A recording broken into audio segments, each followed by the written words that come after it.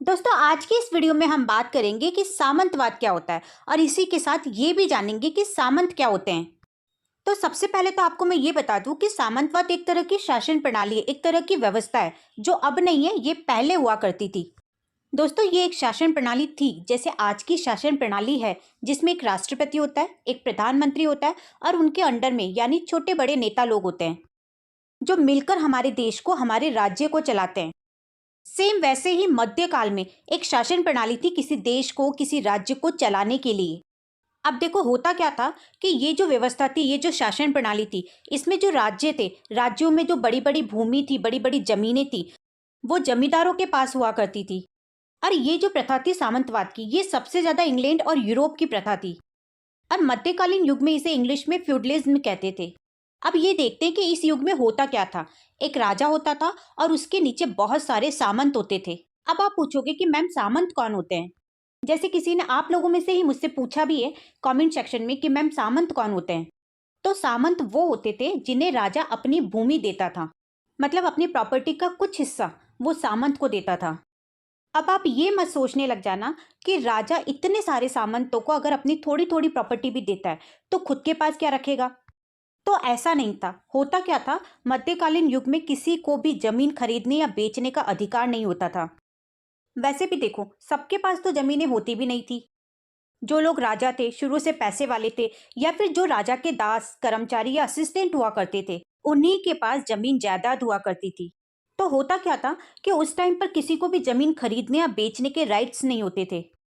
मतलब अधिकार नहीं थे किसी के पास भी कि वो जमीन को खरीद ले या अपनी जमीन को बेच दे। अब चाहे वो कितने भी पैसे वाला क्यों ना हो, लेकिन उस टाइम पर एक स्ट्रिक्ट रूल था कि आप किसी की जमीन को खरीद नहीं सकते और अपनी जमीन को बेच नहीं सकते। अब सवाल ये उठता है कि सामंत कौन होते थे। सामंत बहुत ज्यादा पावरफुल लोग होते थे जिनके पास बहुत सारे राइट्स होते थे। आम भाषा में अगर हम इसे समझें तो जैसे अभी हमारे देश में सबसे ज्यादा पावर्स है पीएम को, सबसे ऊपर वही होते हैं अगर हम पावर्स के अकॉर्डिंग देखें तो। अब उनके नीचे कौन होते हैं, उनके नीचे होते हैं सांसद, फिर विधायक होते हैं, और ऐसे में सबके पास अपने अलग अलग पावर्स होते हैं।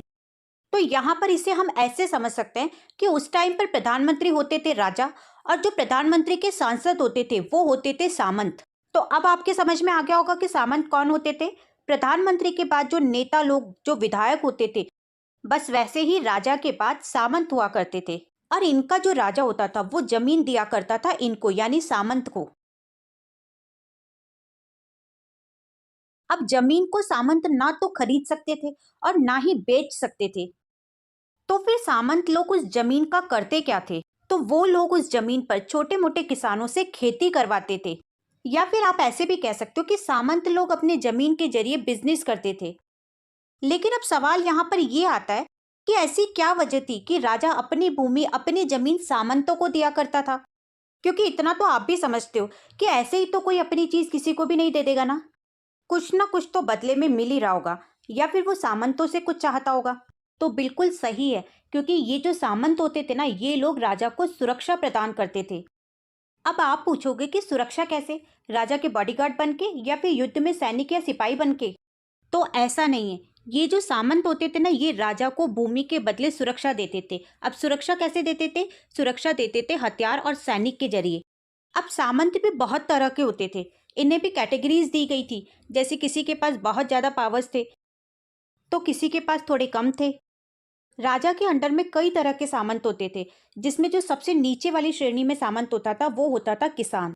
अब एक तो होता था किसान और एक होता था दास, ये सबसे नीचे वाली श्रेणी में आते थे। और सबसे ज्यादा शोषण भी इन्हीं का होता था, क्योंकि इतना तो हमें भी पता है कि गरीबों का ही शोषण ज्यादा होता है। राजा को ही भूमि का सर्वे सर्वा यानी मालिक माना जाता था।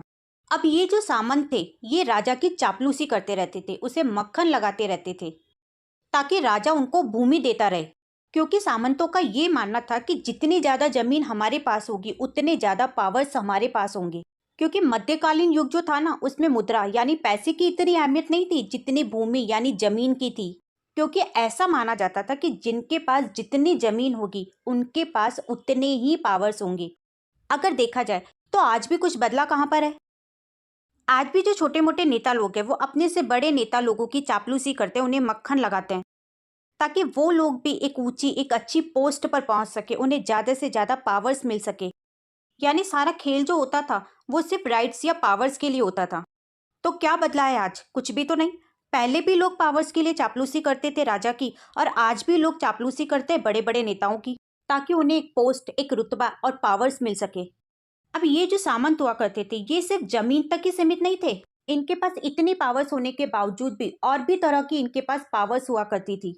जैसे राजनीतिक में भी इनका पूरा बोलबाला था, क्योंकि जितने भी राजनीतिक काम होते थे राजा की तरफ से उनमें बड़े बड़े सामंतों को बुलाया जाता था, और फिर ये सब मिलजुल कर फैसला लेते थे कि लोगों के लिए क्या सही है और क्या गलत है। तो यहाँ पर हम ये कह सकते हैं कि सामंतों का सामाजिक, राजनीतिक और आर्थिक रूप से अच्छा खासा कंट्रोल हुआ करता था। अब जब इनके पास इतना कंट्रोल पावर था तब भी ये अपने पावर्स का यूज नहीं करते थे, क्योंकि ये लोग बिल्कुल नहीं चाहते थे कि लोगों का फायदा हो, बल्कि इसलिए करते थे कि बस राजा खुश रहना चाहिए और सामंत खुश रहना चाहिए, और बाकी जो उनसे नीचे हैं वो उनसे नीचे ही रहने चाहिए। क्योंकि सामंतों का ये मानना था कि अगर राज्य के लोग, किसान लोग तरक्की करते हैं तो वो लोग हमसे ऊपर पहुंच जाएंगे, और अगर वो लोग हमसे ऊपर या हमारी कैटेगरी में चले गए तो फिर खेती कौन करेगा। इसलिए सामंत लोग राज्य या राज्य के लोगों के बारे में सोचते ही नहीं थे। और फिर इसी तरह राजा द्वारा सामंतों को और सामंतों द्वारा अपने से नीचे के लोगों को भूमि प्रदान करना वंशानुगत हो गया, और सामंतवाद एक नए तरीके से एक नए स्तर पर उप सामंतवाद का जन्म होने लगा। एक्चुअली इसमें होता क्या था, इसमें जो सामंत होते थे ना वो किसानों का बहुत ज्यादा शोषण करते थे। इसीलिए शायद सामंतवाद में शहरीकरण का विकास नहीं हो पाया, क्योंकि सब कुछ तो जमीनों पर निर्भर होता था, तो शहरीकरण कहाँ से होता। जब जमीनों से ही सब कुछ होता था, जमीनों पर ही फसलें उगाई जाती थी, तो शहरीकरण के बारे में सोचना तो बेकार था, क्योंकि धन के रूप में भूमि का ही प्रयोग किया जाता था। और फिर इससे क्या हुआ, व्यापार में गिरावट आने लगी। और इस युग में जो सामाजिक और आर्थिक प्रणाली थी वो कुछ इस तरह की थी कि किसानों को भी अलग अलग कैटेगरीज में बांटा गया था। सारे किसान एक टाइप के नहीं होते थे, जैसे सर्व, स्वतंत्र भूधारक, कृषिदास, स्वतंत्र व्यक्ति। अब ये जितने भी टाइप्स के किसान थे ये सब शोषित होते थे, इनका शोषण किया जाता था। अब ऐसा समाज जहाँ सिर्फ शोषण ही शोषण होता है, तो ऐसे समाज का विकास तो पॉसिबल ही नहीं होगा, जहाँ राजा तो सिर्फ नाम मात्र का होता था और जो सामंती थे वो अपने अधिकारों का यूज सिर्फ अपने फायदे के लिए करते थे। इसलिए इस व्यवस्था को, इस शासन प्रणाली को खत्म कर दिया गया, क्योंकि जो लोग शोषित हो रहे थे वो लोग कभी ना कभी तो विरोध करते ही